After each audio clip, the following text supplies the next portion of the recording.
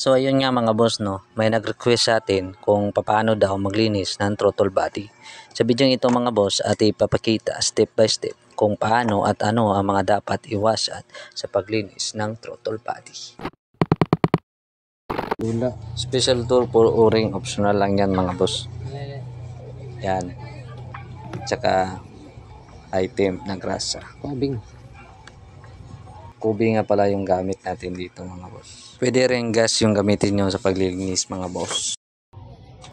8mm nga sakit, maliit, tsaka star screw, ratchet, tsaka kalawang na may konting cutter, flat at Phillips screw, tsaka 8mm at 10mm na bearings. Tanggalin lang muna natin yung 4 na tornilyo na yan. Yan.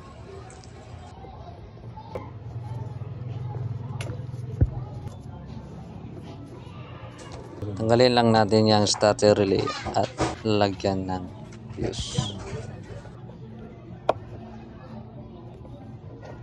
Ano man sa ECU, push nyo lang yan sa may coupler, sabay hila ng ECU pataas. So dito naman sa battery, yung una natin tatanggalin ay yung negative. Hilahin nyo lang pataas yan. Yan, tatanggal na yun. At pagkatapos, may 2 tornilyo lang yan. Tanggalin nyo din yan. At sa kasamaang palad, hindi pala nakabidyo yung pagtanggal ng upuan. Sa pagtanggal nga pala ng upuan mga boss, may butas yan dyan. Iisa-isahin nyo lang yan sila sa pagtulak pababa. Medyo mahirap yan dyan sa part na yan. Kaya pagtyagaan nyo na lang. Sundan nyo na lang yung video mga boss kung paano ang pagbaklas.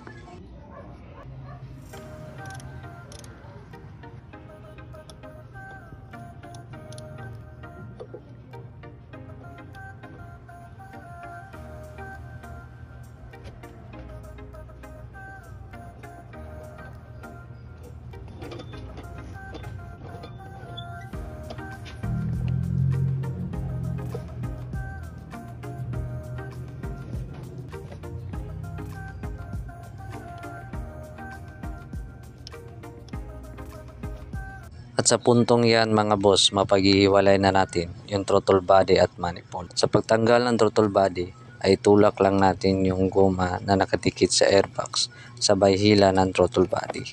Tsaka natin tatanggalin yung throttle cable at coupler ng TPS. May cable tie yan dyan mga boss, tanggalin nyo lang. Tulak nyo lang yan mga boss, sabay hila.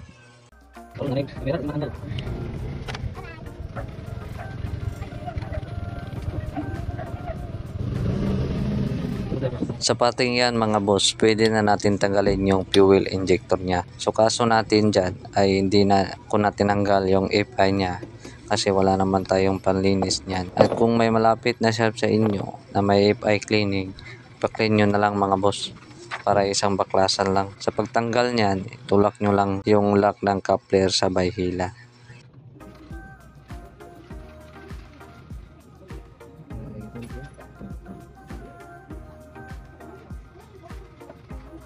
Para matanggal yung manifold, may 2 tornilyo lang yan. Yan. Yan dyan.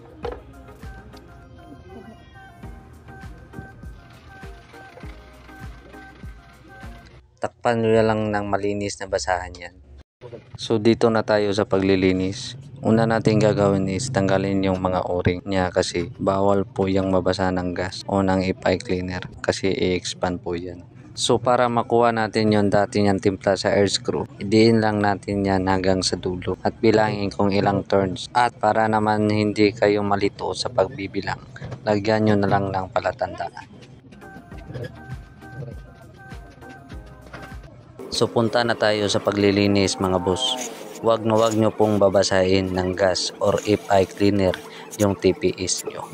Kasi electrical device po yung TPS at baka mag-ground yan. At para naman hindi siya mabasa, posisyon nyo na lang pataas palagi ang TPS nyo. Kaya mas kagandahan kapag spray yung gamitin natin na panglinis kasi makokontrol natin ng maayos. Ang tanong, kailan ba dapat maglinis ng throttle body? Maglilinis lamang tayo ng throttle body kapag malakas na mag-consume ng gasolina ang ating mga motor. Pangalawang tanong, ilang kilometro ba dapat bago maglinis ng throttle body? Ayon po sa manual mga boss, nasa 20 to 30 km na takbo bago tayo maglilinis ng throttle body.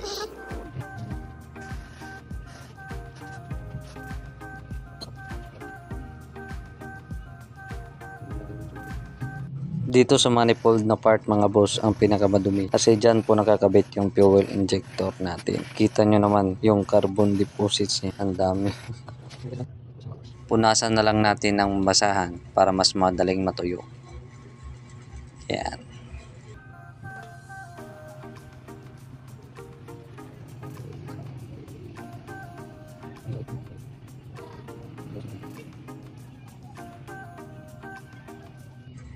Yan na nga, ito na nga yung kinalabasan ng paglinis natin. Yan, mukha na siyang bago mga boss. Sa paglinis naman ng air screw mga boss ay pinunasan lang natin ng basahan. At pagkatapos mga boss ay lagyan na natin ng kaunting grasa. Same process lang din gawin natin kanina mga boss. Hindi lang natin sa dulo at saka natin isit yung 2 and 1/4 turns ng air screw. Pagkatapos ay balik na natin yung mga o-ring at lagyan rin natin ng kaunting grasa at saka punasan na lang natin yung mga excess kasi pag nasobra yung grasang nalagay nyo ay magkukos yan ng backfire ng motor nyo. Sa pagkakabit ng manifold mga boss, may 2 tornilyo lang yan at huwag nyong masyadong higpitan, dapat yung sakto-sakto lang.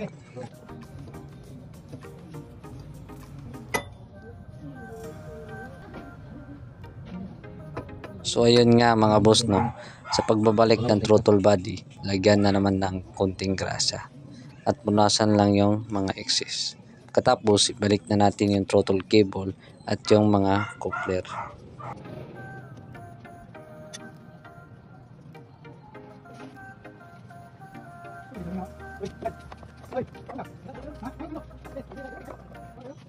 At dyan sa part na yan mga boss ay una natin ibabalik ay yung guma sa airbox para pumasok yung throttle body natin. At pagkatapos ay ibabalik na natin yung mga coupler.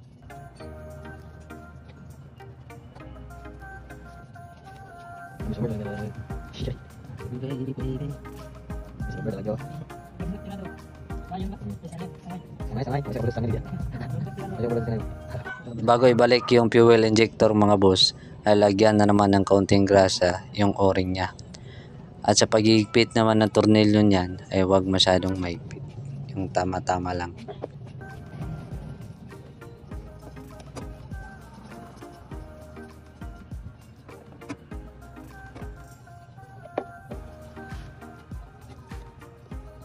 Pagkatapos ay babalik na natin yung mga tornilyong tinanggal natin kanina.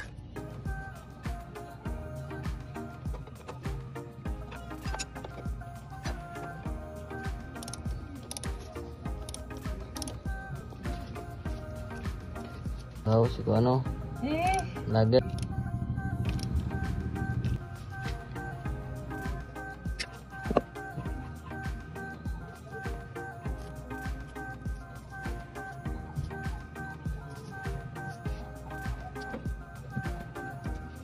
So ibalik na natin yung upuan mga boss. Same process lang din kanina. Iisa-isahin nyo lang pasok yung mga wire sa butas.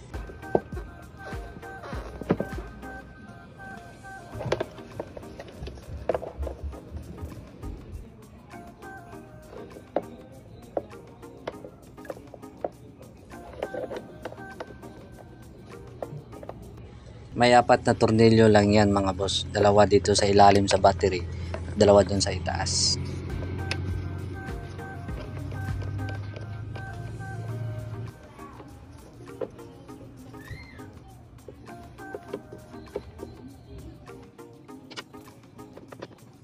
Ilang years?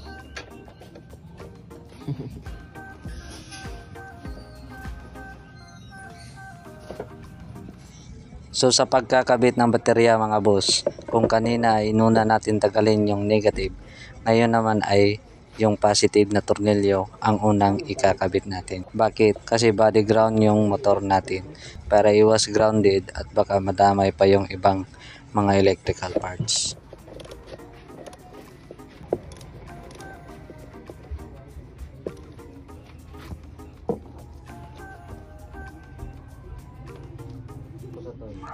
Ngayon ibabalik na natin yung mga tinanggal natin kanina, yung ECU, at tapos ibalik na natin yung starter relay at fuse box.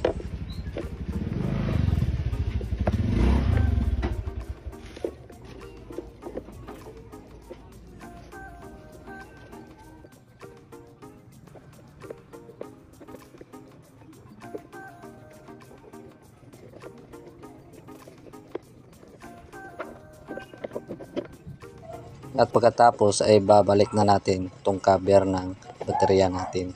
Madalawang tornilyo lang yan mga boss. Yan.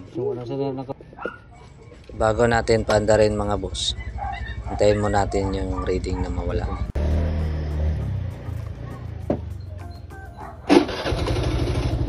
Goods na ulit yung unit natin mga boss. Ngayon kung trip mo yung mga ganitong tutorial ay mag-iwan lang ng like, subscribe, and click the notification bell.